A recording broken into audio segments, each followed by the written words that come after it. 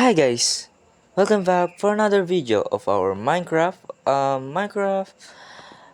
testing.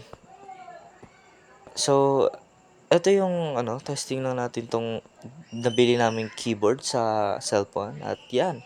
Effective naman siya at yan nakikita nyo naman. I'm really grateful dahil nabili namin to. At ito ay ang Bluetooth keyboard at meron na siyang mouse, guys. Meron na siyang mouse.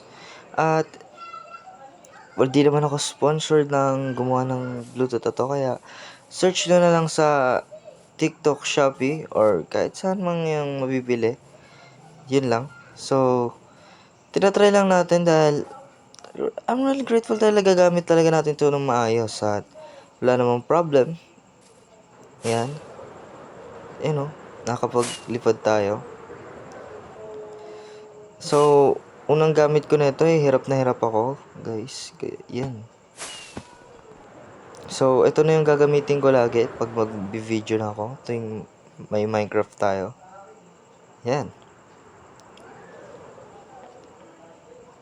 So, ito lang yung testing world ko lagi. Yan o. Tinarayan natin mag-block. So, kung makikita nyo guys, pag may keyboard ka sa Minecraft, ay nagagawa mo to. Yan.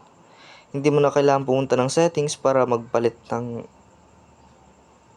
video. So, yun lang ang mga pinakamaganda. Ito yung pinakamagandang ginagawa natin. So, makikita nyo naman, pag pinindot ko na yung cellphone, yan na, magiging controller ulit siya ng cellphone. So, yan, makikita nyo naman.